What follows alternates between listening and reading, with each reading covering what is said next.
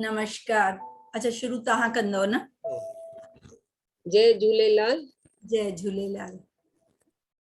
तव्हां दीप्ति मूलचंदानी इन मंच सिंधी पीएमसी ग्लोबल सिंधी पर तव्हांजो स्वागत आहे। तव्हां असांखे लॉ ऑफ इनकारनेशन जे बारे में इनकारनेशन जे बारे में समझाईंदा। ओवर टू यू दीप्ति जी। थैंक यू लीना जी, मूंखे हिन मंच ते सॾु करण लाइ ऐं पंहिंजा वीचार साझा करण जे लाइ।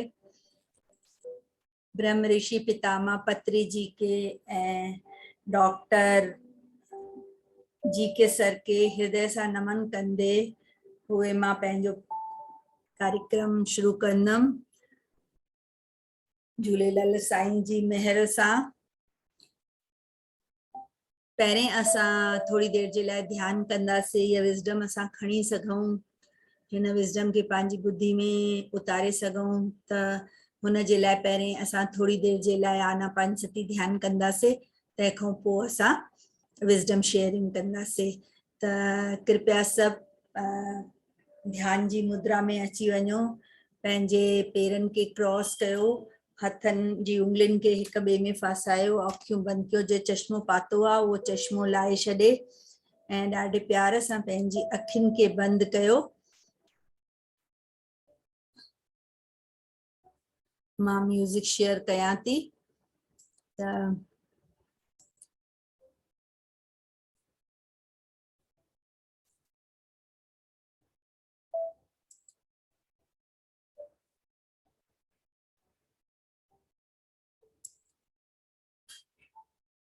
पंहिंजी अंदर वेंदी श्वास ऐं ॿाहिरि वेंदी श्वास, हुनखे असांखे ॾिसणो आहे, हुनखे साक्षी भाव सां ॾिसंदासीं ऐं पंहिंजे वीचारनि में गहरो भीतर वेंदासीं। ध्यान अहिड़ी कुंजी आहे जेकी सभु समस्याउनि जे तालनि खे खोलण वारी आहे। मास्टर्स इहो आनापानसती ध्यान जेकी 2500 साल पहिरें गौतम बुद्धा हिन दुनिया में आंदो हुओ, जंहिंखे करे हुननि खे निर्वाण जी स्थिति प्राप्त थी हुई। अॼु 30-35 साल पहिरें वरी ब्रह्म ऋषि पितामह पत्री जी हिन ज्ञान जो सॼे संसार में विस्तार कयो आहे। ध्यान जा त घणा ई नमूना आहिनि, असां बचपन खां कंदा अचूं था, सिखूं था। सभी जेतिरा बि तरीक़ा आहिनि सभु ॾाढा सुठा आहिनि, लेकिन जेको आनापानसती ध्यान आहे इहो तमामु सवलो आहे। हिनखे असां कंहिं टाइम बि करे था सघूं। बसि जेॾी महिल दिलि करे मन खे पंहिंजे पाण सां हिकु थियण ॾियो, पंहिंजे पेरनि खे क्रॉस करे, हथनि जी उंगलियुनि खे हिक ॿिए में फासाए, चश्मे खे लाहे करे पंहिंजी अखियुनि खे प्यार सां बंदि करिणो आहे ऐं पंहिंजी ईंदड़ वेंदड़ श्वास खे साक्षी भाव सां ॾिसणो आहे। श्वास अंदरि वञे थी, श्वास ॿाहिरि अचे थी।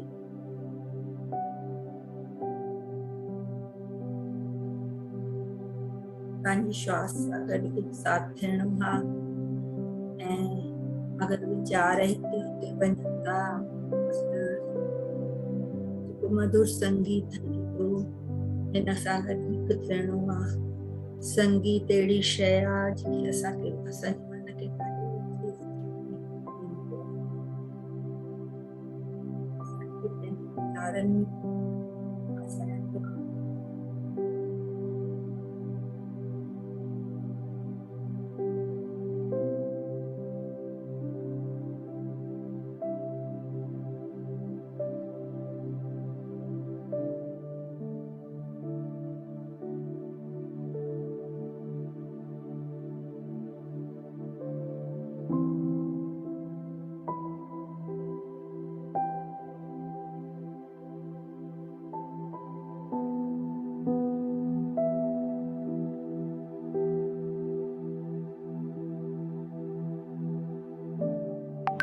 असां इन विधि सां वेंदा आहियूं पंहिंजी श्वास खे भाव सां ॾिसंदा आहियूं। कुदरती असांजे दिमाग़ में वीचार थी वेंदो, चवंदा आहिनि अंदर हज़ार वीचार केॾा वीचार सोचो एतिरो क्लटर जो दिमाग़ में कॉस्मिक एनर्जी काथे माया जी ज़ाल हथ लॻंदा आहियूं। अगर पंहिंजे पाण खे हिन सां मुक्त करणो आहे मास्टर्स, धीरे धीरे पंहिंजे वीचारनि सां बिल्कुलु ख़ाली कयो। जीअं जीअं असांजे मथे में वीचार घटि थींदा वेंदा त कॉस्मिक एनर्जी असांजे संस्कार को असांजे शरीर में प्रवेश कंदी ऐं असांजे शरीर खे ऊर्जा सां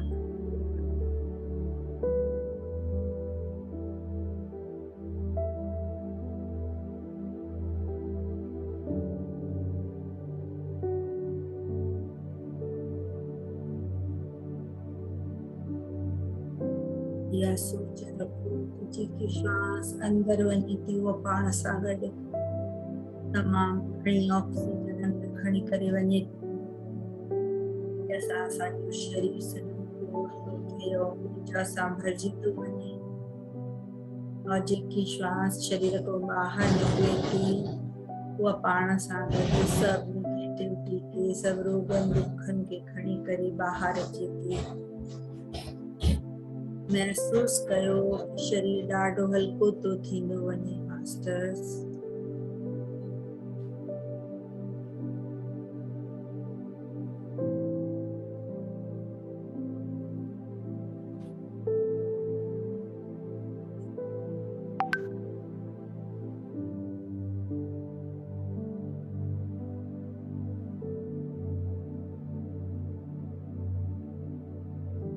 कोई भी पंहिंजी अख न खोलींदो।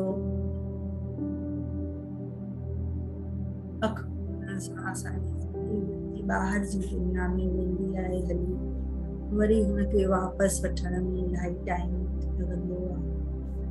असांखे पंहिंजे पाण खे पंहिंजी इंद्रियुनि खे पंहिंजे अंदरि समेटणो आहे। ॿाहिरी दुनिया खां पंहिंजे पाण खे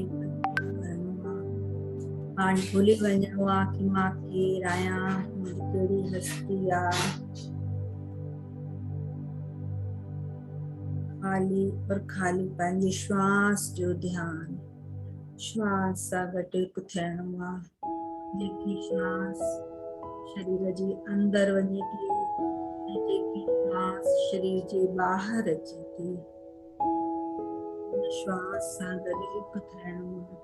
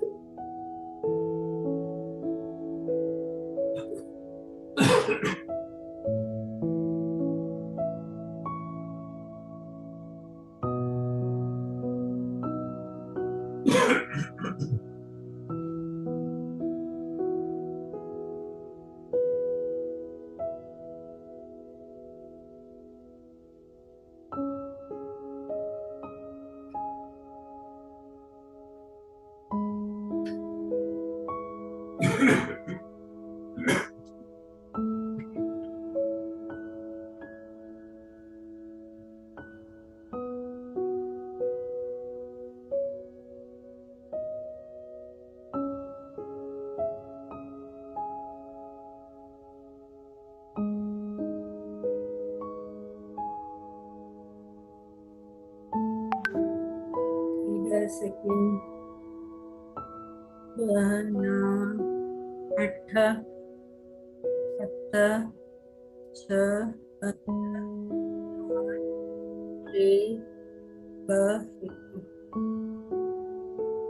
सभी पंहिंजे ॿिन्हिनि हथनि खे हथेलियुनि खे खोले करे पंहिंजी अखियुनि ते रखो 5 सेकंड ताईं 5 4 3 2 1 शून्य।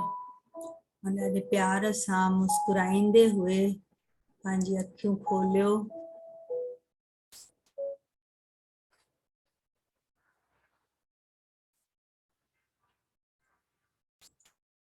ऐं सुहिणे ध्यान जे लाइ मास्टर्स के कोटि कोटि नमन आहिनि।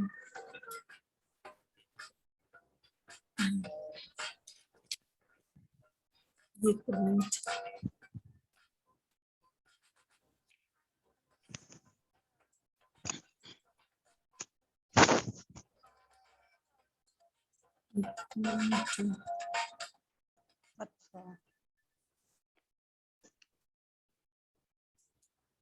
अॼु मास्टर्स मां तव्हां सां गॾु पंहिंजो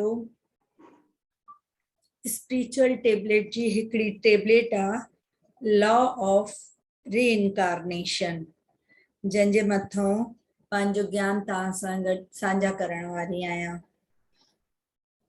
लॉ ऑफ रीइनकारनेशन मतलब पुनर्जन्म। हिन शब्द सां त सभु वाक़िफ़ हूंदो कि इहो त असां सभु ॼाणंदा आहियूं कि असां ख़ाली बॉडी न आहियूं, असां आत्मा बॉडी आहियूं।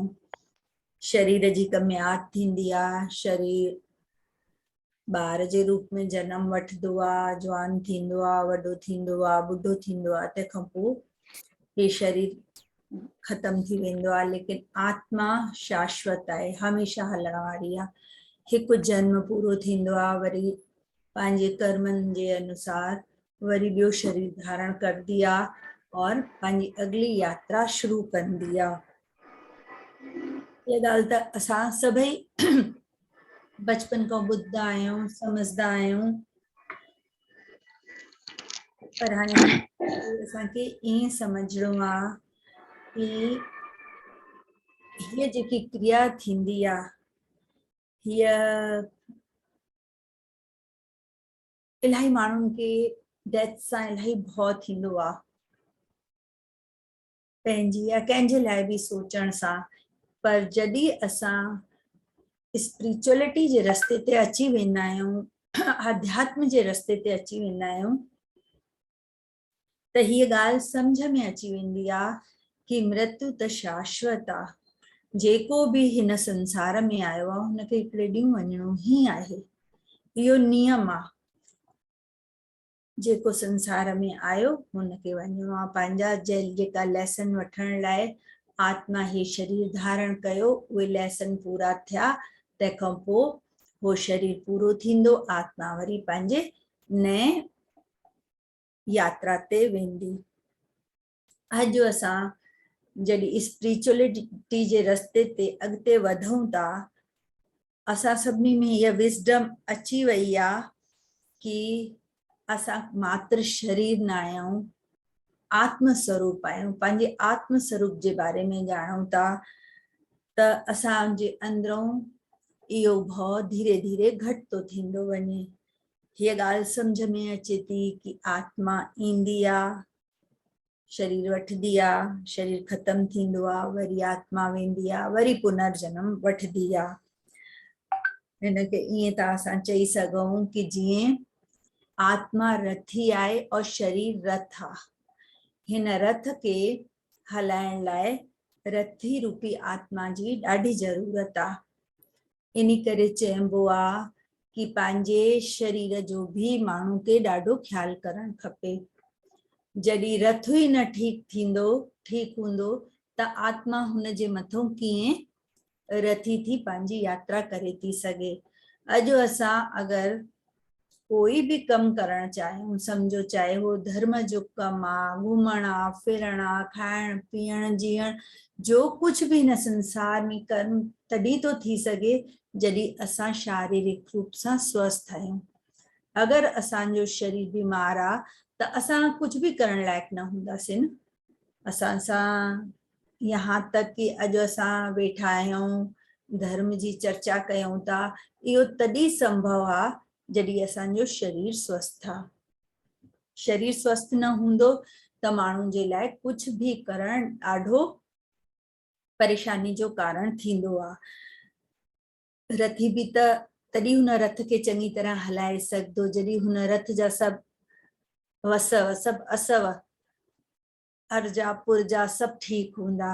त इहो भी असांजो हिकिड़ो धर्म आ कि असां पंहिंजे शरीर जो पूरो ख्याल रखूं, पूरी तरह सां पंहिंजे शरीर खे स्वस्थ रखूं। और स्वस्थ रखण जे लाइ त इहा ॻाल्हि सभु कोई ॼाणंदो आ कि आहार, असां जेको खाधो था खाऊं, विचार जेको असां सोच विचार कयूं था, सभु कुछ असांजो ठीक हुजणो खपे। छो त हर शइ जो असांजे शरीर जे मथों इफेक्ट पवंदो आ। असांजे ॻाल्हाइण जो, असांजे आचार विचार जो, असांजे भोजन जो, हर शइ जो। त असांखे अध्यात्म जे रस्ते ते इहो ई सिखाइनि था मास्टर्स कि तव्हां कीअं पंहिंजी हलती चलती सुधारो जीअं कि तव्हांजो शरीर पूरी तरह स्वस्थ हुजे, त जीअं तव्हां पाण भी खुश रही सघो और ॿिए जे लाइ भी तव्हां यूज़फुल थियो। अगरि असां स्वस्थ आहियूं तेड़ी महिल ई असां ॿिए जी भी हेल्प करे था सघूं।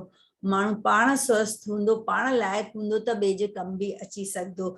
और अगरि पाण ई माण्हू स्वस्थ कोन्हे त उहो ॿिए जे कम कीअं अची सघंदो। त इन जे करे पंहिंजे शरीर खे भी स्वस्थ रखणु ॾाढो ज़रूरी आहे।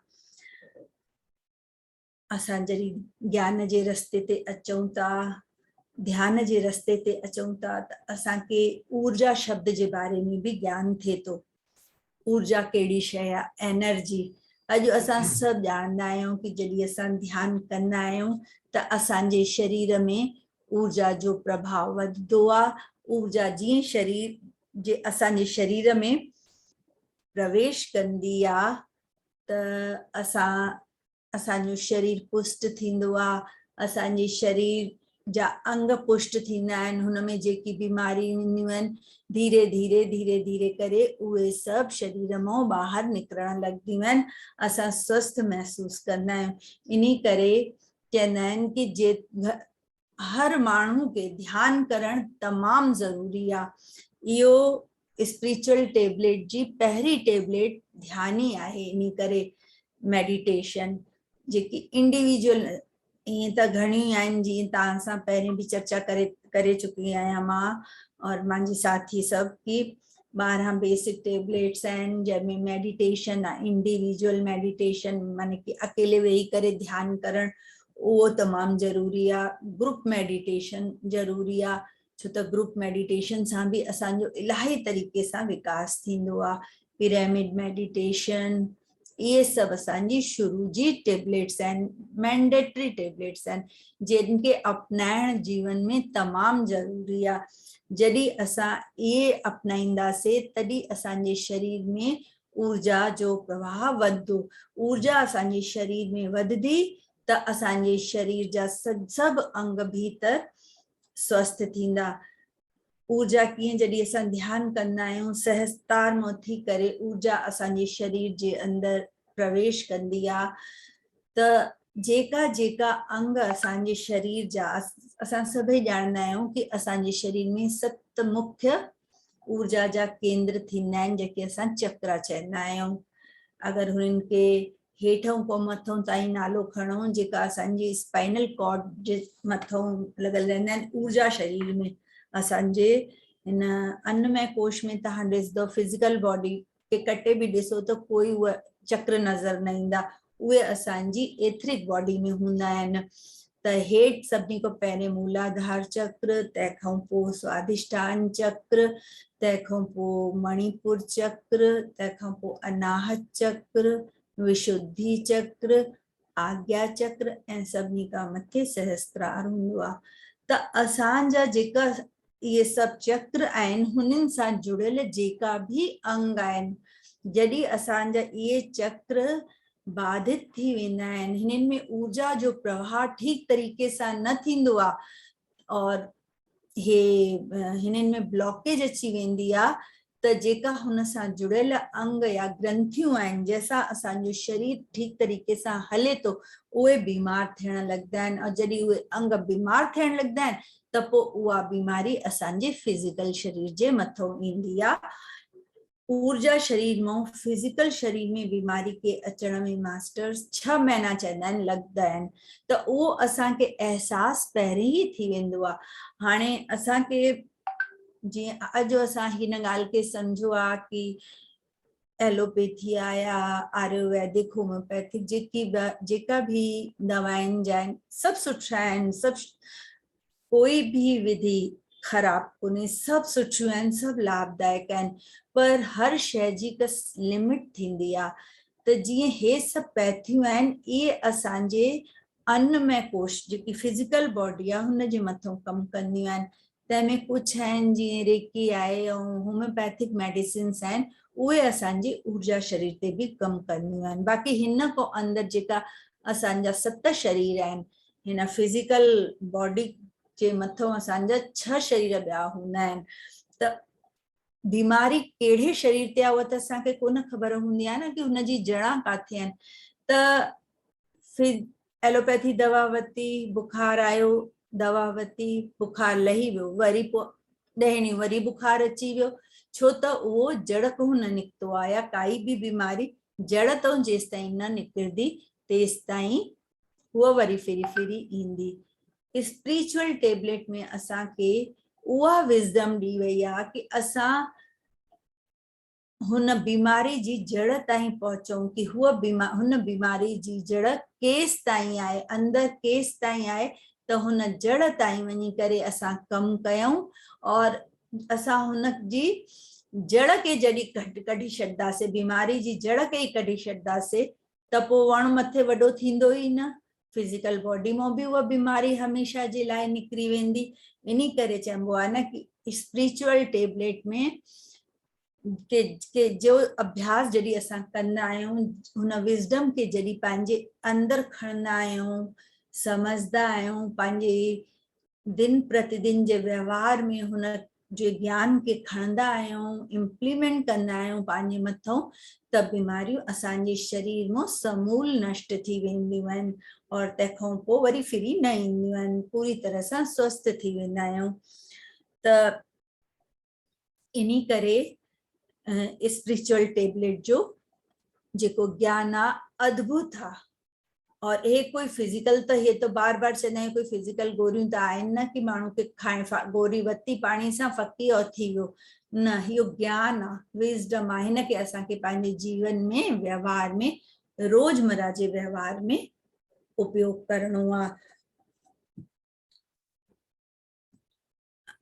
हाणे मास्टर्स थींदो छा आहे, जॾहिं आत्मा पंहिंजे लोक में वेंदी आहे शरीर खे छॾे करे कुछ लेसन्स वठण जे लाइ, वरी जॾहिं उहा नयो शरीर धारण कंदी आहे त वरी नया लेसन्स खणंदी आहे,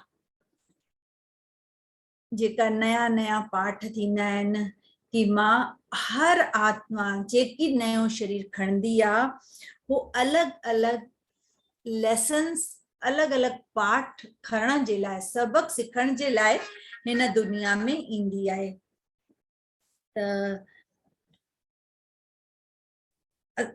इन्ही करे हर माण्हू जे अंदर तव्हां सोचो जेकी ॻाल्हि असां जनरल रूप में न चवंदा आहियूं सब जे भीतर लाल कोई न लाल बिना खाली हर कंहिंजे भीतर लाल छुपियल आहे उहा मणिया सभिनी जे अंदर आहे असां जन्मनि जन्मनि जी जेकी यात्रा कई आहे और अनुभव इकट्ठा कया आहिनि उहे असांजे अनकॉन्शियस माइंड में आहिनि लेकिन थींदो छा आहे असां जॾहिं नओं जनम वठंदा आहियूं त हे प्रकृति जो नियम आहे कि उहे शयूं भुली वेंदा आहियूं पर जॾहिं असां ध्यान जी गहरी अवस्था में वेंदा आहियूं त कॾहिं कॾहिं अचानक सां असांखे इलाही ॻाल्हियूं यादि बि अची वेंदियूं आहिनि त असां जेतिरा जनम वठंदा आहियूं नई नई ॻाल्हियूं सिखण जे लाइ वठंदा आहियूं कि असां इहो असांखे सम्झणो आहे कि असांजो हिन लाइफ जो पर्पस छा आहे असांजी आत्मा कहिड़ो पर्पस खणी करे जन्म वरितो आहे जॾहिं असां हुन पर्पस खे सम्झी करे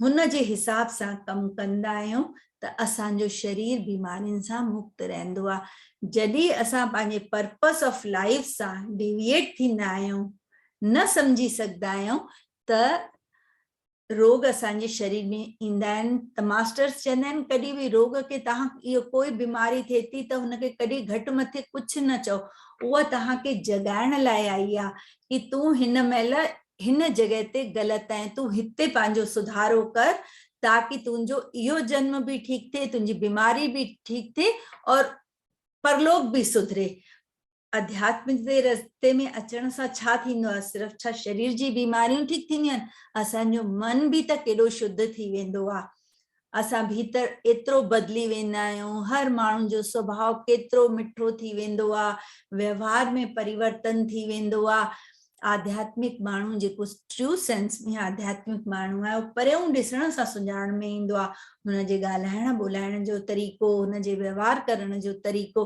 उहो सभु ॿुधाईंदो आहे कि हिन जे अंदरि केतिरो ज्ञान लिकियल आहे केतिरो ज्ञान आहे त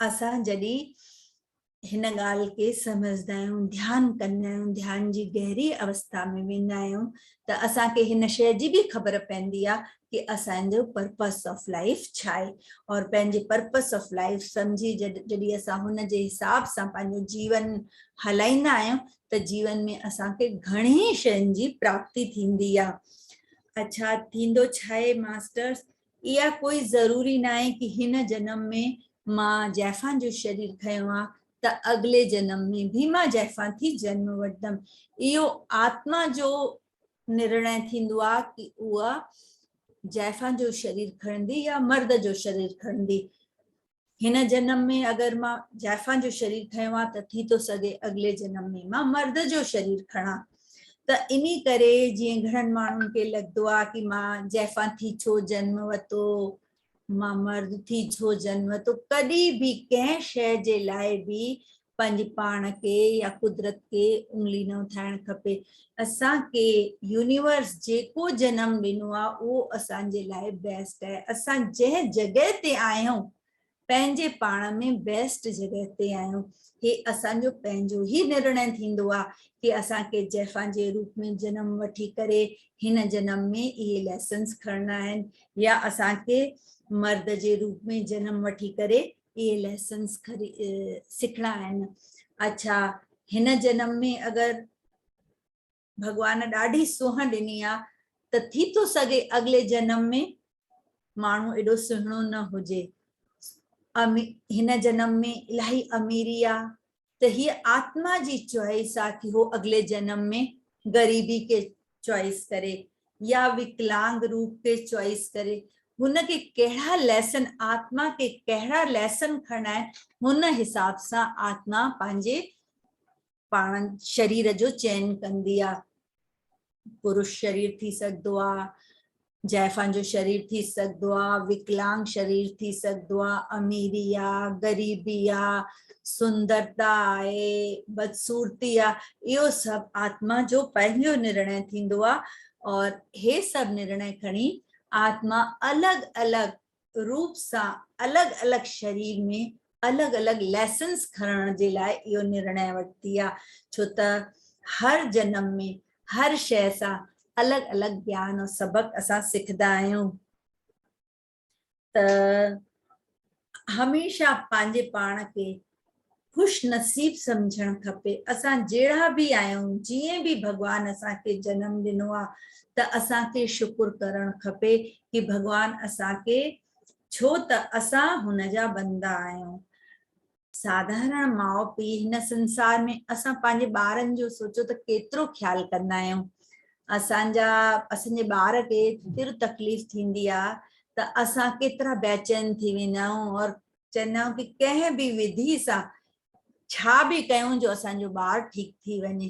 त असां बि त उन यूनिवर्स जी, उन गॉड जी संतान आहियूं न, हुन ईश्वर जी त हो कंहिं रूप में असांखे, असांजो ख़राबी थी, चाहे सुहिणो थी जनम वठ या बदसूरत थी जनम वठ, अमीर थी जनम वठ या गरीब थी जनम वठ, स्त्री जो शरीर हुजे कि पुरुष जो शरीर हुजे, हो यूनिवर्स असांखे लेसन सिखण जे लाइ ॾिनो आहे। त कॾहिं बि कंहिं ॻाल्हि खे वठी करे पंहिंजे मन खे कॾहिं बि नंढो न करणु खपे।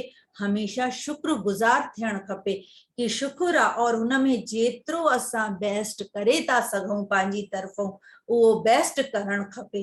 असांजे कर्मनि जो ई असांजी आत्मा जे मथां संस्कार पवंदा आहिनि। शरीर जो, अमीरी ग़रीबी जो, हिन जो कोई मतिलबु न थींदो आहे। इहे त असां चवंदा आहिनि न, कर्मानुसार बि इंसान इहे सभु भोग मिलंदा आहिनि। छो त कर्म सिद्धांत बि त ॾाढो महत्वपूर्ण सिद्धांत आहे न।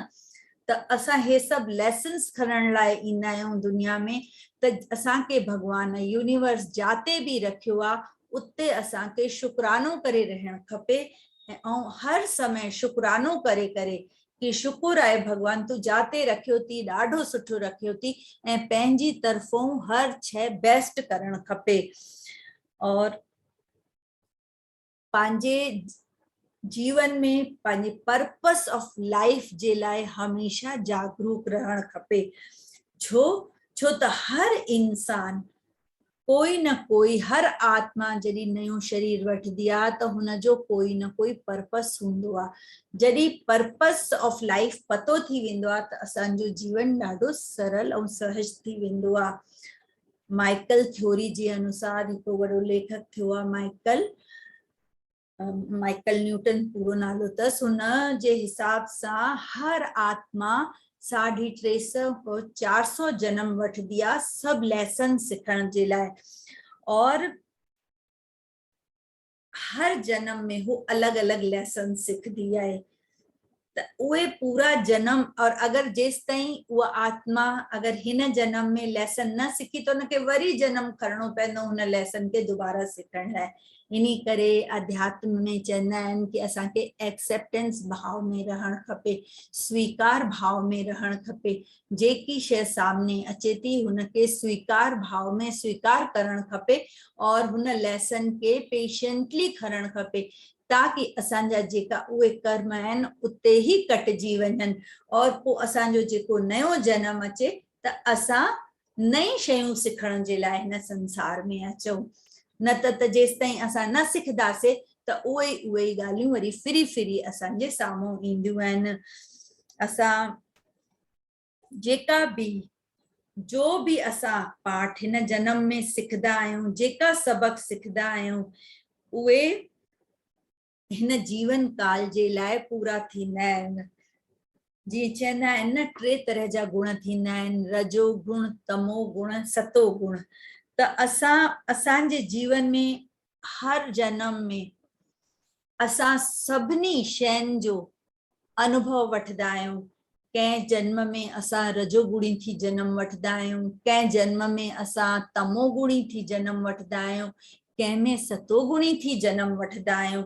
इनी करे चइबो आहे, मास्टर्स चवंदा आहिनि, पत्री सर जे मुंहं मां बि अगरि तव्हां हुननि जो ॿुधो हुजे त हमेशह उहे हिकिड़ी ॻाल्हि चवंदा आहिनि, कॾहिं असांखे कंहिंजी लाइफ में इंटरफेयर न करणु खपे और कॾहिं बि कंहिंजे जीवन जे बारे में वधीक न इंटरफेयरिंग थियणु खपे, न जजमेंटल थियणु खपे।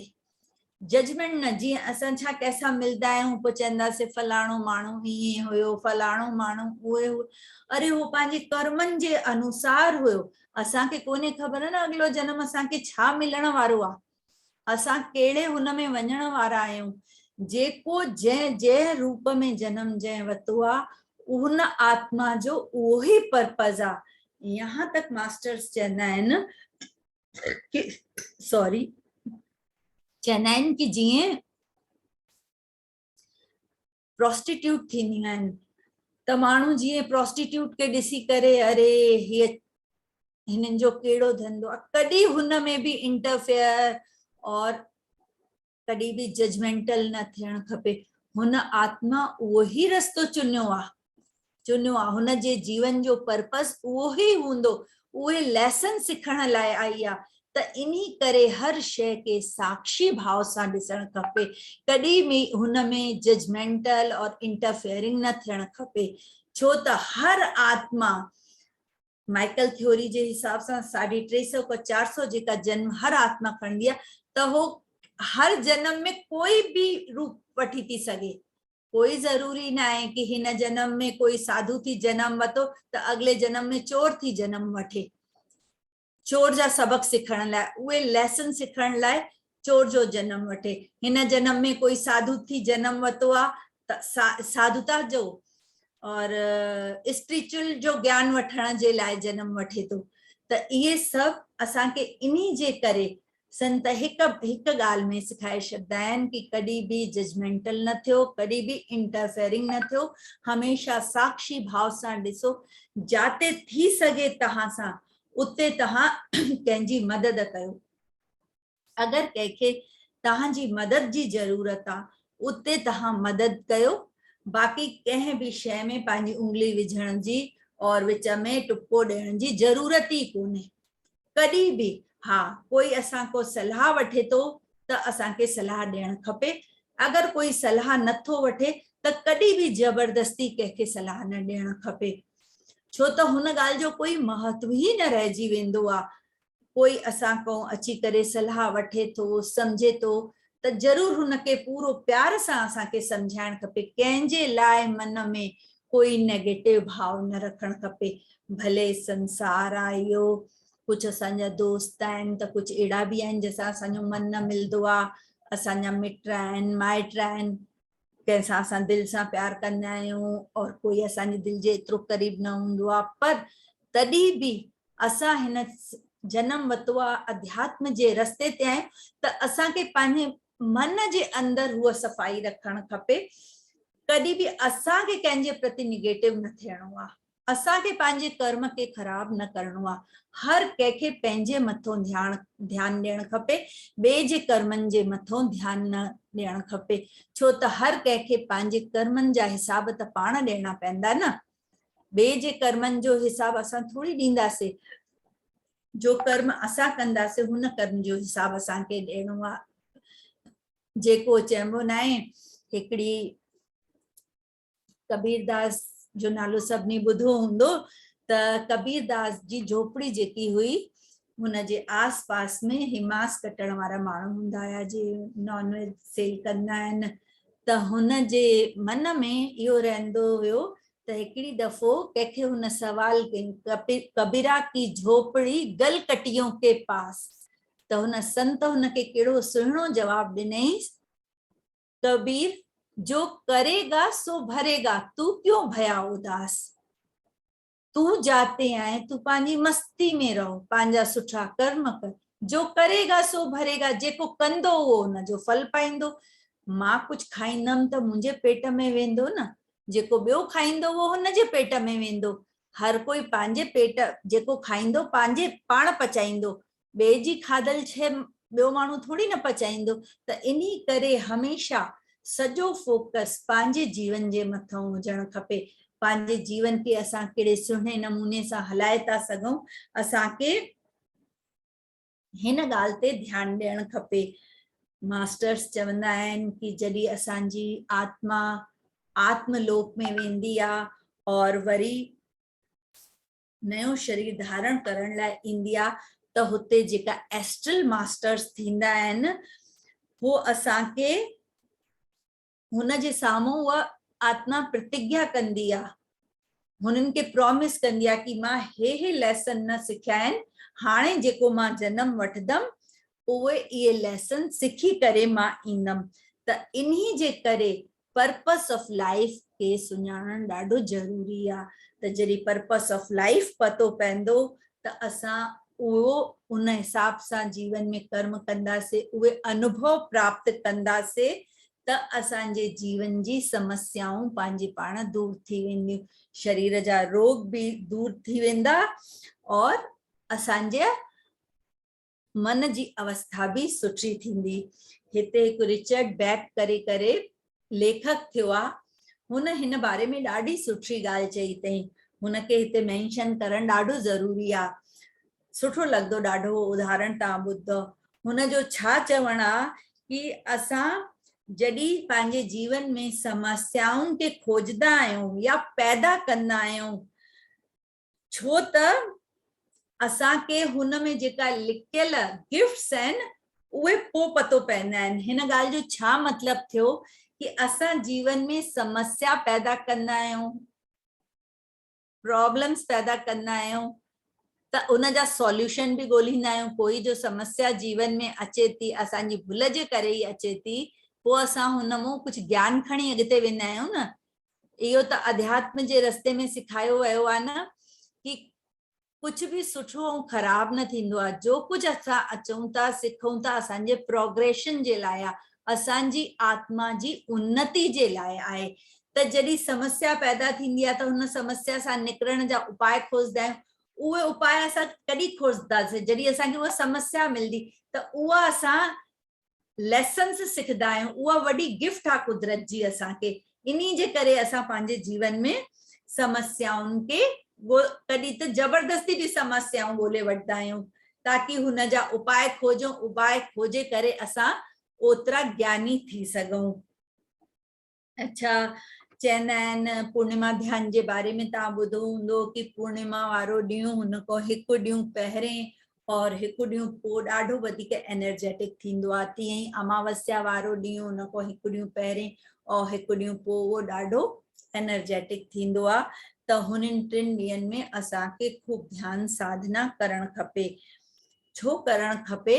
ताकि अगर असांजे मन में इहो भाव आहे, कोई भी बीमारी आहे या असां ॼाणण था चाहियूं कि असांजे पिछले जन्म जे बारे में, पास्ट लाइफ जे बारे में, त असां जॾहिं हे 3 ॾींहं खूब इंटेंस मेडिटेशन कंदा आहियूं ऐं उहे किताब पास्ट लाइफ सां रिलेटेड जेकी किताब आहिनि, जीअं मेनी मास्टर्स मेनी लाइफ, हिन तरीक़े जी जेकी किताब आहिनि, सोल सां रिलेटेड किताब आहिनि, उहे जॾहिं असां पढ़ंदा आहियूं त असांखे उहो ज्ञान पंहिंजे पाण थियणु लॻंदो आहे। हिन शइ में असांखे मदद मिलंदी आहे। असांखे पंहिंजे पिछले जन्मनि जे बारे में ज्ञान थींदो आहे। असांखे पंहिंजी बीमारियुनि जे बारे में ज्ञान थींदो आहे कि इहा बीमारी मूंखे अचण जो कारण छा आहे, और जॾहिं असां कारण पतो पवंदो आहे त हुनजो निवारण भी पतो पइजी वेंदो आहे कि असां हुन मां ॿाहिरि कीअं था निकिरी सघूं। अच्छा मास्टर्स, हिकिड़ी ॻाल्हि इहा भी चई वेंदी आहे कि कुझु आत्माऊं थींदियूं आहिनि जेकी ॾाढे थोरे समय लाइ ईंदियूं आहिनि। जीअं कई विकलांग ॿार पैदा थींदा आहिनि या एबॉर्शन्स थी वेंदा आहिनि। त कॾहिं भी अगरि ईअं काई ॻाल्हि ज़िंदगी में थिए थी त हुन लाइ दुखी न थियणु खपे। हुन आत्मा जो लेसन वठण जो ओतिरो ई पीरियड हुयो, इन्ही जे करे हुन आत्मा उहो जन्म वरितो। त हुन जे लाइ कंहिंखे भी कॾहिं दोष न ॾियणु खपे कि हिन जे करे हीअ ॻाल्हि थी वई या हिन जे करे, छो त असल में ईअं थींदो आहे असांजे जीवन में कॾहिं भी कुझु ख़राब थींदो आहे त असां हुनजो दोष ॿिए जे मथे मणींदा आहियूं न, हिन जे करे इहो थियो, हिन जे। कॾहिं भी हर शइ जा ज़िम्मेदार असां पाण आहियूं, ॿियो कोई काथे आहे ई कोन। हिन ॻाल्हि खे त असांखे चङी तरह सम्झणो आहे। त उहे आत्माऊं जेकी थोरे समय जे लाइ लेसन वठण लाइ ईंदियूं आहिनि त असांखे हुननि जो भी थैंकफुल थियणु खपे और उन्हनि जो भी शुक्रिया अदा करणु खपे कि हो आयूं और पंहिंजो लेसन खणी करे वयूं हलियूं। और हुन जे लाइ थैंकफुल थियणु खपे, शुक्रानो करणु खपे। कॾहिं भी कंहिंखे हिन शइ जे लाइ दोष न ॾियणु खपे। असांखे हे सभु ज्ञान प्राप्त करण जे लाइ पत्री सर त चवंदा ई आहिनि, पत्री सर त चवंदा आहिनि 1 लख खां मथे किताब पढ़ी अथऊं, पर सभई मास्टर्स चवनि था कि असांखे स्वाध्याय खूब करणु खपे। जेतिरो वधीक असां स्वाध्याय कंदासीं, नए नए मास्टर्स जो ज्ञान हासिल कंदासीं, त असां में असांखे इलाही ज्ञान वधंदो। असांजे जीवन में अगरि असांखे ज्ञान वधाइणो आहे त असांखे स्वाध्याय ज़रूर करणु खपे। और हिकिड़ी ॻाल्हि हिन में मास्टर्स ये भी चवंदा आहिनि कि जेको असां 5 किंगडम थींदा आहिनि न, crystal kingdom, plant kingdom, animal kingdom, human kingdom ऐं डिवाइन किंगडम। असांजो जन्म इवोल्यूशन जे माध्यम सां थींदो आहे। पहिरें क्रिस्टल खां पोइ वण टिण थींदा, तंहिंखां पोइ जानवर थींदा, जानवरनि खां पोइ इंसाननि जो जनम आहे, तंहिंखां पोइ डिवाइन बींग्स। त जेकी आत्मा अगर मनुष्य जे शरीर जे रूप में जन्म वरितो आहे, उहा वरी अॻिते ही वधंदी, वो वरी वापस जानवर या वण टिण नथी थी सघे। अगर कोई जानवर आहे त उहो जानवर जे रूप में ही जन्म वठंदो। प्रोग्रेशन थी तो सघेसि, धीरे धीरे प्रोग्रेशन जी जेकी विधि आहे, पर वो वापस नथो। जंहिं आत्मा जेतिरी प्रोग्रेशन करे वरिती आहे, हो हुन खां अॻिते ई वधंदो, पुठिते कॾहिं बि न वेंदो, छो त आत्मा प्रोग्रेशन जे लाइ ही पुनर्जन्म वठंदी आहे। त मास्टर्स, हिन शब्दनि सां गॾु मां पंहिंजी वाणी खे विराम ॾियां थी। त तव्हांखे अगरि कोई डाउट हुजे त तव्हां पुछी था सघो। त इहे सभु आहिनि असांजे पुनर्जन्म जी ॻाल्हियूं। असां छो हिन संसार में अचूं था, छा करणु अचूं था, असांखे पुछणु खपे पंहिंजे पाण खां। हा संगीता जी, तव्हां ॿुधायो। तव्हां अनम्यूट कयो, पहिरें पंहिंजे पाण खे अनम्यूट कयो तव्हां। हा, थैंक यू दीदी, थैंक यू, ॾाढो सुठो ॿुधायो, इलाही सुठो। दीदी मुंहिंजो क्वेश्चन हिकु इहो आहे कि जीअं तव्हां चओ पिया कि आत्मा 350 खां 400 जन्म वठंदी आहे, त छा सभु उहे मानव जा जन्म हूंदा आहिनि कि जीअं स्टार्टिंग खां? इहो स्टार्टिंग खां आहे, इवोल्यूशन थींदो आहे न, आत्मा जो अच्छा। इवोल्यूशन थींदो आहे। त क्रिस्टल किंगडम खां वठी करे अॻिते वधे वधे डिविनिटी में वेंदो आहे। त इन करे कि हाणे जेको हाणे जीअं असां मनुष्य जन्म में आहियूं, त असां हाणे अॻिते ही वेंदासीं, पोइते न वेंदासीं। त इहे जन्म, त इन करे मास्टर्स चवंदा आहिनि न कि जेको सबक सिखण लाइ जन्म वरितो अथव, उहो सबक सिखी वठो, न त वरी वरी तव्हांखे उहो ई जन्म खणणो पवंदो। असां चाहींदासीं कि असां जल्दी डिविनिटी के प्राप्त कयूं, आत्म साक्षात्कार मिले, निर्वाण जी स्थिति मिले, कि वरी वरी वरी जन्म जो चइबो आहे न, वरी वरी जन्म वठण, माता जे गर्भ में अचण, उहो कष्ट जेको थींदो आहे, त हुन मां इंसान मुक्ति जे लाइ मोक्ष जी कामना कंदो आहे। त उहो तॾहिं तो थी सघे जॾहिं निर्वाण जी स्थिति प्राप्त थिए। त जेतिरो जल्दी माण्हू एवोल्यूट कंदो, शयुनि खे सम्झंदो वेंदो और हुन हिसाब सां पंहिंजे मथां वर्क कंदो, ओतिरो जल्दी हुनखे निर्वाण जी स्थिति जी प्राप्ति थींदी है। और दीदी हिकु ॿियो बि क्वेश्चन हुयो, जीअं तव्हां एबॉर्शन जी ॻाल्हि कयो, कॾहिं कॾहिं एबॉर्शन पंहिंजो पाण थी वेंदो आहे, कॾहिं कॾहिं माण्हू ख़ुदि कराईंदा आहिनि। हाँ, त उन्ही में मतलब इंटरफेयर थियो कि जीअं आत्मा इंटरफेरेंस हो। त ॾिसो, कंहिं शइ खे, जेकी शइ अची चुकी आहे उनखे ज़बरदस्ती शरीर मां कढण त इंटरफेरेंस थी वियो न। तॾहिं शास्त्रनि में बि लिखियल अथव कि इहो वॾो पाप आहे। एबॉर्शन जेको पंहिंजे पाण थिए थो, उहो त हुन आत्मा जी डिज़ाइन आहे, लेकिन जेको कयूं था उहा ॻाल्हि ग़लति आहे, उहा हुनजी लाइफ में इंटरफेरेंस आहे, और असांखे कॾहिं बि इंटरफेयरिंग न थियणु खपे। थैंक यू दीदी, thank you so much. Hema ji चओ तव्हां।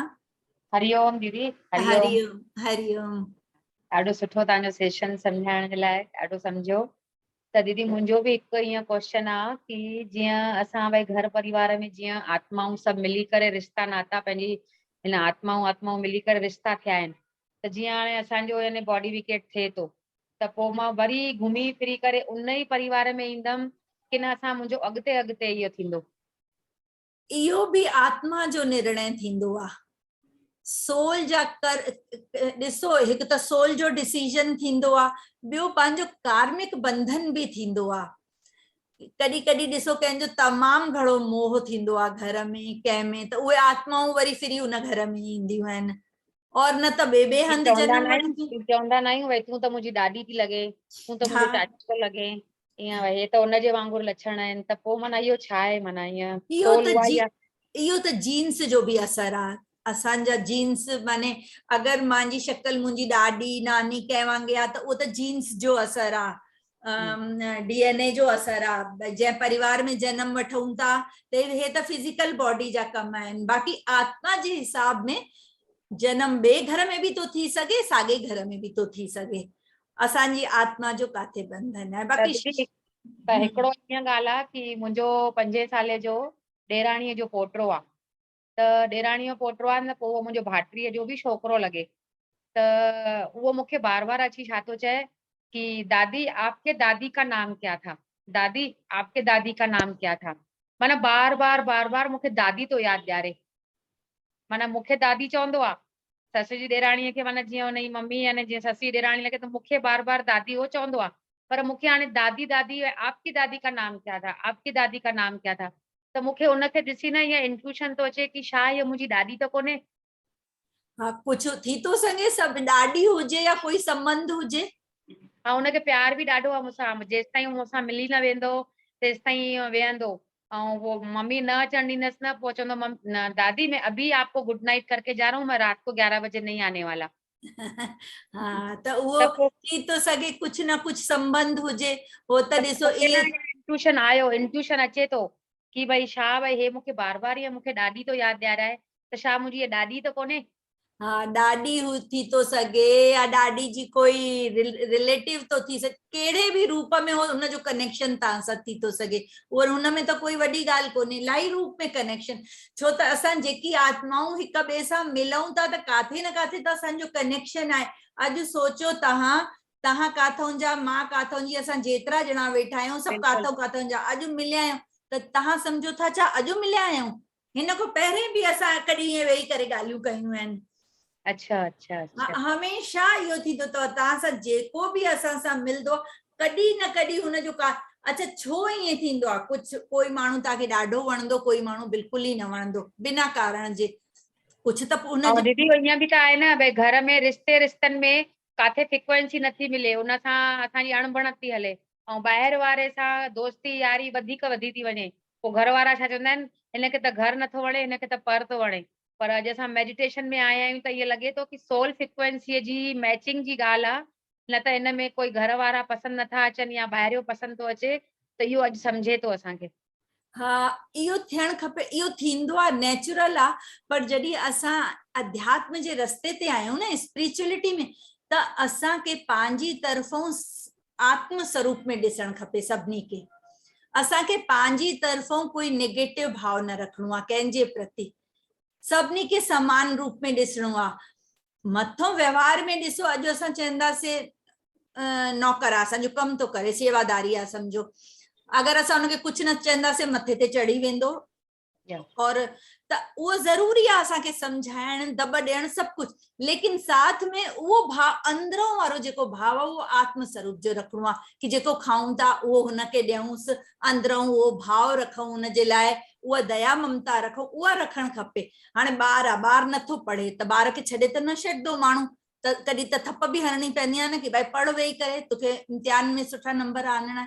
पोइ अंदरों जो भाव हमेशह सुठो हुजणो खपे। मथों त असांखे इहे सभु तमाशा और नाटक करणा ई आहिनि न, इहे न कंदासीं त पोइ इहो जीवन कीअं हलंदो? संसारिक प्रपंच हलाइण लाइ त इहे सभु कम करणा ई आहिनि न। Thank U thank U thank U. ॿियो ॿुधायो, कंहिंजो कोई सवाल आहे त? दीप्ति जी, तव्हां ॾाढो सुठे तरह सां इहो लॉ ऑफ इनकारनेशन जो सब्जेक्ट सम्झायो। धन्यवाद सम्झाणीअ खे बि और तव्हांखे बि। Thank U. अॼु तव्हां सुस्त था लॻो भेण? न न न सुस्त न आहियां, मूंखे इहो थियो हे ॾिसो जेको उहो त मूंखे ख़बर आहे भाई काथे न काथे असां पहले मिलियल आहियूं। कुदरत कीअं करायो, लैपटॉप खोले वेठी आहियां, हिन जो बि इनकारनेशन थी वियो। मां त चयोमांव न बंदि पियो थिए न अॻिते पियो वधे। मां उहो सोचा पई हे थिए छा थो थींदो आहे। आई अंडरस्टैंड हिन खां घणो ई कुझु और बि थींदो आहे, but it made me understand भई ॾिस ये हिनजी बि रीडेवलपमेंट अची। हा त ॾिसो न, हे सभु संजोग थींदा आहिनि। अॼु कोई ज़रूरी कमु हुयो मूंखे, मुंहिंजे हस्बैंड खे, त मूंखे चवनि पिया तोखे बि हलणो आहे। त मां चयोमानि हे हिननि मूंखे चयो आहे 12:30 लॻे। त मां चयोमानि, मां चयो अॼु मुंहिंजो क्लास आहे, अॼु त मां हली न सघंदीमांव। त चयूं तूं चई नथी सघे? मां चयो मां चई सघंदमि न, एतिरो जल्दी ॿियो कोई प्रिपेयर करे न सघंदो।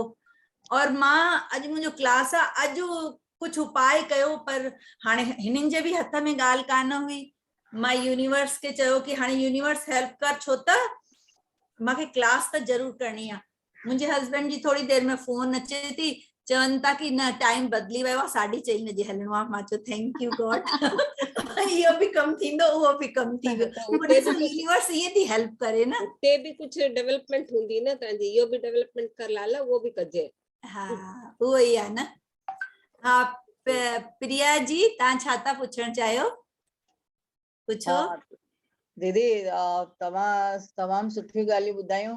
हिकु ॻाल्हि मूंखे इहा लॻी कि मां हॉस्पिटल में सर्विस कंदी हुअमि, त सम्झो केर बि मूं वटि ईंदो हुयो, चवंदो भई हाणे सम्झो एबॉर्शन कराइणो आहे, भई हुनखे ॿार न खपे, त उनखे मां हॉस्पिटल में डॉक्टर वटि वठी वेंदी हुयसि। सम्झो उनखे वठी वई आहे हिकु ॿिनि ॼणनि खे, त उहो मुंहिंजो अकाउंट में वेंदो कि न उनजे अकाउंट में वेंदो जेको पाण विलिंगली आयो आहे एबॉर्शन कराइण लाइ?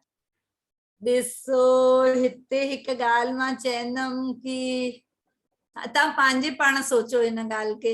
मुंहिंजे चवण खां वधीक तव्हां पाण सोचो हिन सवाल जी। हिकु दफ़ो मूंखे हिकिड़ी इंट्यूशन आई हुई, केरु मुंहिंजे कंहिं माइटनि में मुंहिंजे आयो हुयो केरु एबॉर्शन कराइण लाइ। त उन नंढड़ी माना एकदमि जेको फीटस थींदो आहे उनखे मां ॾिठो हुयो। त ओॾी महिल मूंखे अलाए छो दिमाग़ में ईअं आयो भई इहो ॿार आहे न, हुन छोकिरी करे एबॉर्शन कराई। त ओॾी महिल त ख़बर हूंदी हुई, सभिनी खे ॿुधाईंदा हुया न। त ओॾी महिल मां बि नंढी हुयमि, त मूंखे अलाए छो इंट्यूशन आयो भई इहा हिनजी भई मूं वटि धीअ थी करे न अचे। इहो मूंखे अलाए छो ओॾी महिल आयो हुयो, पर उहा कंहिं महिल उहा ॻाल्हि अञा ताईं मूंखे खुटकंदी आहे, मन में ईंदी आहे। त इहो भई पोइ छा कयां मां, कीअं माना इहा ॻाल्हि विसारियां कि न आहे उहा राइट ॻाल्हि आहे? फॉरगिवनेस वठो तव्हां। फॉरगिवनेस जो उन जो ब्लेसिंग टीम में अथव, फॉरगिवनेस वठणु खपे। ॾिसो जेको थी वियो उहो त असां बदिले नथा सघूं न। जो कुझु बि थी वियो, हाणे सुठो थियो या ख़राबु थियो या जो बि थियो, तेॾी महिल भॻवान जेकी ॿुधी ॾिनी, जो बि थियो, त हाणे हो त असांजे हथ मां निकिरी वई ॻाल्हि। त हुन जे लाइ माफ़ी घुरणी हिकु उपाय आहे। तव्हां फॉरगिवनेस जो सेशन कंदो त मां हिन में ग्रुप में विझी छॾंदीमांव, तव्हां उहो सेशन कयो, माफ़ी घुरो, उहो ई उपाय आहे। और कुदरत त आहे कि अगरि असां सचे दिलि सां कंहिं शइ जे लाइ माफ़ी घुरंदासीं त ज़रूरु माफ़ी मिलंदी, जॾहिं असांखे सम्झ में आई ॻाल्हि त। ओके दीदी, थैंक यू। रेखा जी, तव्हां ॿुधायो छा था पुछणु चाहियो? जय झूलेलाल दीदी। जय झूलेलाल। तव्हां हा ॾाढो सुठो लॻो तव्हांजो सेशन, मज़ो अची वियो, ॾाढो सुठो नॉलेज मिलियो। थैंक मुंहिंजो यू। हिकु क्वेश्चन में दिमाग़ में अचे थो, जीअं हाणे अॼु जी डेट में हेॾा क्रिमिनल्स हूंदा आहिनि, एॾी सभु क्राइम कनि था पिया, उहे बि तॾहिं बि हुनखे इंसान जो जन्म मिलंदो सिखण लाइ? यानी केॾा वॾा वॾा क्राइम था कनि पिया। हा त हो पोइ ॾिसो न, हिते हीअ ॻाल्हि अॻिते अञा टेबलेट में सम्झ में ईंदव। जो कुझु बि थिए थो, स्पिरिचुअलिटी जे रस्ते ते कुझु सुठो ख़राब न थींदो आहे। हिकु बार सर असांखे उदाहरण ॾेई ॿुधायो कि जीअं असां ॿुधंदा आहियूं न, कंहिंजो निर्भया कांड थियो हुयो, तव्हांखे यादि हूंदव न, निर्भया कांड जेको थियो, सुठी तरह दिल्ली जो कांड हुयो। हाँ जे हुनखे वेचारी छोकिरी खे ॾाढो मतलब ग़लत तरीक़े सां करे जेको ॿुधियो हुयो हुनजी आत्मा कापी वई हुई कि कीअं हुन छोकिरी सां थियो। त चई अगरि जेको थर्ड आई मास्टर हूंदो, थर्ड आई मास्टर माने जेको जेके पास्ट और फ्यूचर नज़र ईंदो आहे, त उहो जॾहिं अहिड़ी कोई घटना ॾिसंदो त हुनखे सम्झ में ईंदो कि हिन आत्मा हिन को बि ख़राब कर्म करे चुकी आहे, जंहिंजो हिनखे फल मिलियो आहे, ए बि घटि मिलियो अथसि, हिन खां वधीक मिलणु खपेसि हा। त पोइ इन्ही जे करे कॾहिं बि दुख न करणु खपे, कॾहिं बि दुख की चवंदा आहिनि न कि हीअ शइ ख़राब चई, कुझु न ख़राब आहे, जो कुझु आहे कार्मिक लेन देन आहे, लेसन्स ई आत्मा जा लेसन्स सिखण लाइ इहे कार्मिक अकाउंट्स बैलेंस करण जेको अचूं था, इन्ही करे ई अचूं था न। असांखे ख़बर पए थी, असां हे सभु शइ ॾिसूं था त पतो थो पए कि उहो आहे चइबो न आहे कि करेले जो अगरि बिज विझदे त करेलो ई ईंदो, अंब जो बिज विझदे त अगरि अंब खाइणो आहे त अंब जो बिज विझणो पवंदो न। त जॾहिं असां अहिड़ा उदाहरण ॾिसंदा आहियूं त सम्झ में ईंदो आहे त जनम त मनुष्य जो मिलंदो, पर कर्म जे हिसाब सां पोइ सजा बि ओड़ी मिले थी, सही ॻाल्हि आहे। सजा बि ओड़ी मिले थी। त जेका थर्ड आई मास्टर्स थींदा आहिनि हुननि खे नज़र अची वेंदो आहे कि जेको थिए थो, हा तेड़ी महिल जेकी पाण सां हेल्प थी सघे, इन्ही करे चवंदा आहिनि मास्टर्स चवंदा आहिनि कॾहिं इन्वॉल्व न थियो। कोई बि ॻाल्हि सामनो नज़र अचे थी माने त कुझु एक्सीडेंट ई कोई सामने थो, तव्हां सां थी थो सघे जेतिरी हेल्प करे हटी वञो, वरी हुन ॻाल्हि जी वधीक चर्चा न कंहिंसां कयो, न पंहिंजे मन में रखो। हाँ हे इलाही कॉन्सेप्ट्स अथव, अॻिते त इलाही सुठी ग्रास कॉन्सेप्ट आहे जेकी असां हे ॻाल्हियूं मन में वीचारदा आहियूं कि कॾहिं न वीचारणु खपे। हर इंसान पंहिंजे कर्म जो फल भोगे थो पियो, त जीअं जीअं उहो लेसन सिखी करे पोइ वरी जेको हुनजो नेक्स्ट बर्थ थींदो त हुन में न्यू लेसन सिखंदो, पोइ हुनखे पंहिंजी चवंदा आहिनि जॾहिं आत्मा आत्मलोक में वेंदी आहे त हुते उहा सोचदी आहे मां छा छा कर्म, छो आत्मा उहो लेसन सिखण लाइ ईंदी आहे, हुते वञी हुनखे अहसासु थींदो आहे कि मां छा छा करे आई आहियां, त हाणे मां हिन कर्म खे कीअं बैलेंस कयां। त हो इन्ही जे करे ओड़ो जीवन चुनंदी आहे, उहा दुख खणंदी आहे, हुनजो अनुभव वठंदी आहे, और तंहिंखां पोइ हुन मां मुक्त थी वरी नेक्स्ट बर्थ वठंदी आहे। Thank you so much. That's your doubt clear to you. Thank you. जय झूलेलाल। जय झूलेलाल, जय झूलेलाल। त दीदी हिकु मिंट मां थोरो वरी थोरो ॻाल्हाइण थी चाहियां। हा चओ। जीअं जीअं तव्हां चओ था कि भई ऐं हुनजो भई हुन थर्ड आई मास्टर हुनजो कर्म ॾिठो, भई उहो हुन खां बि थर्ड क्लास माना कर्म हुयो जेको हुन सां थियो छोकिरीअ सां, पर जेके जेके उन्हनि सां यानी हुनजो जेको कर्म उन्हनि सां अटैच थियो, जंहिं मर्दनि माना कयो, त उन्हनि जा त कर्म थिया न वरी। हुननि जो लेखा जेको हूंदो न कुझु पाण में, हा उहे आत्माऊं जो पाण में हिन रूप में मिलियूं आहिनि त उहे उन्हनि जो पाण में हूंदो ई लेणा ॾेणी जो हिसाब किताब, त उहो बैलेंस थियो वरी, पर उन्हनि जो कर्जो बि त वरी चढ़ियो न, वरी वरी उन्हनि हा त थी थो सघे बैलेंस थियो, थी थो सघे वरी नयो ठातो तो कर्म त भुगतणो पवंदुनि। पोइ इन करे बैलेंस थियण खां पोइ वरी चढ़ंदो बि त सही न। हा अगरि बैलेंस थी वियो त ठीकु आहे, और अगरि वरी माण्हू ग़लति कमु करे थो त वरी पंहिंजे मथां चाढ़े थो हुन कर्म खे न। इन्ही करे त चइबो आहे न कि इंटरफेयरिंग न करणु खपे और वधीक इन्वॉल्व न थियणु खपे, पंहिंजे मथां ध्यानु ॾियो, मेडिटेशन कयो, पंहिंजे मथां ध्यानु ॾियो, वधीक हिते हुते ध्यानु ॾियण जी ज़रूरत ई न आहे। हा कंहिंखे ज़रूरत आहे असांजी, उहो आयो जेतिरो असांखां पुॼे उहो प्रेम सां शेवा करे छॾो। हिकु असांखे भॻवानु इंसान ठातो आहे, इंसानी भाव में तन मन धन सां जेकी सेवा थी सघे उहा सेवा, पर कंहिंमें उलझण जो मतिलबु न आहे, कंहिंमें इन्वॉल्वमेंट न खपे, कंहिंमें इंटरफेयरिंग न खपे बिल्कुलु। त जॾहिं असां धीरे धीरे इहे शयूं पंहिंजे अंदरि डेवलप कंदासीं त असांजे जीवन में पंहिंजे पाण इलाही परिवर्तन अची वेंदा, सोच ई बदिली थी वञे माण्हुनि जी। इहे ई त स्पिरिचुअल टेबलेट्स आहिनि न जेकी माण्हू खे अंदरूं थी बदिले छॾनि। थैंक यू दीदी, थैंक यू थैंक यू। कुझु चवां मां? हा हाणे जीअं तव्हां निर्भया जो चयो त तंहिंखां पोइ जुलूस निकितो मोमबत्ती खणी करे घणी लेडीज़, त उहो कीअं इन्वॉल्व थियूं उन केस में?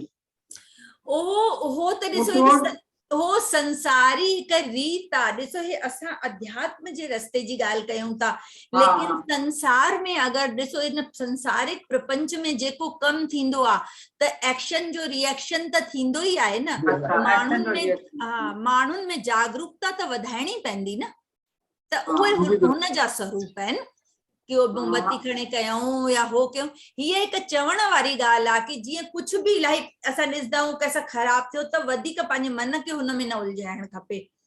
जेको कर्म आहे, जेको हा चवण जो जेतिरी थी सघे हेल्प करे छॾ, बाक़ी पंहिंजे पाण खे अलॻि करो। अहिड़े ई तरह तो जीअं हाणे हिकु केस थियो आहे कन्हैयालाल दर्जी जो, जंहिंजी हत्या थी उदयपुर में, उनजो बि केतिरो हले थो न्यूज़, तंहिंमहिल हाणे घर में त हलंदो न।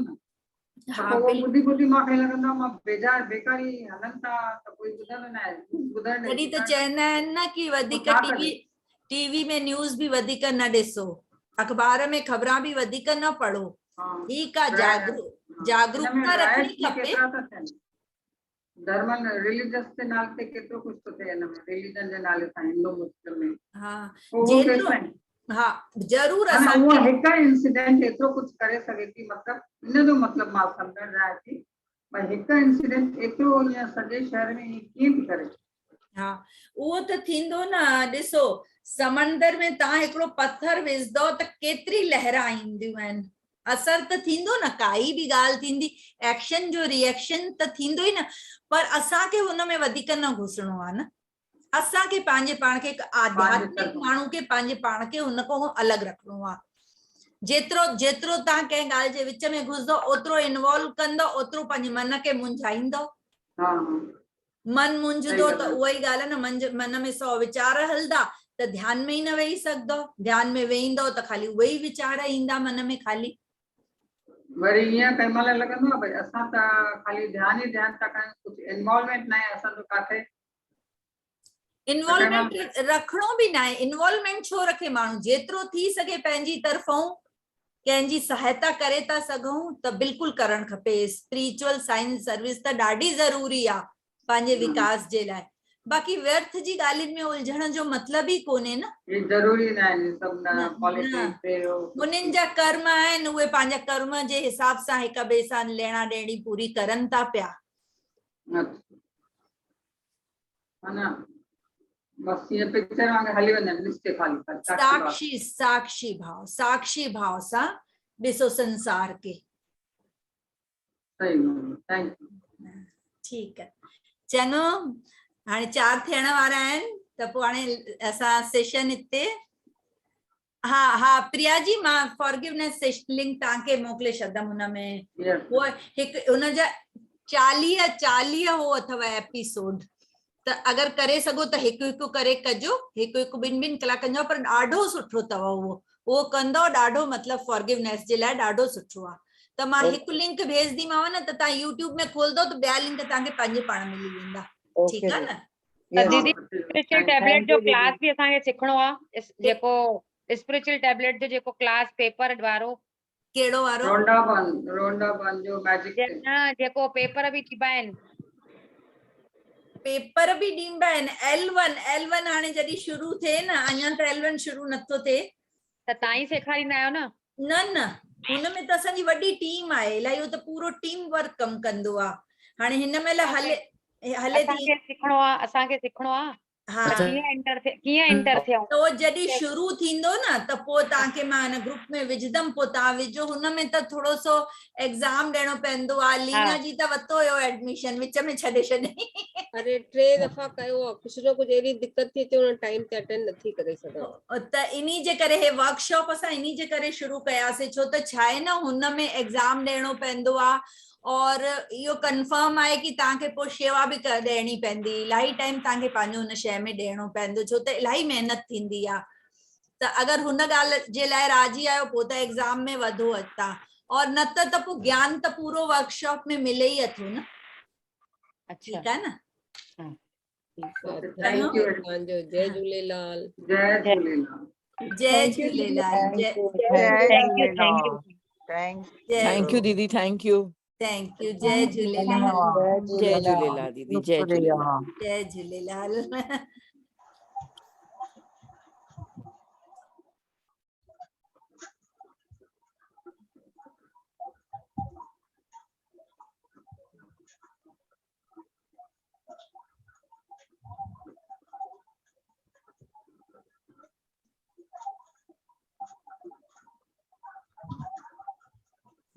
बंदि कयो मीटिंग दीदी?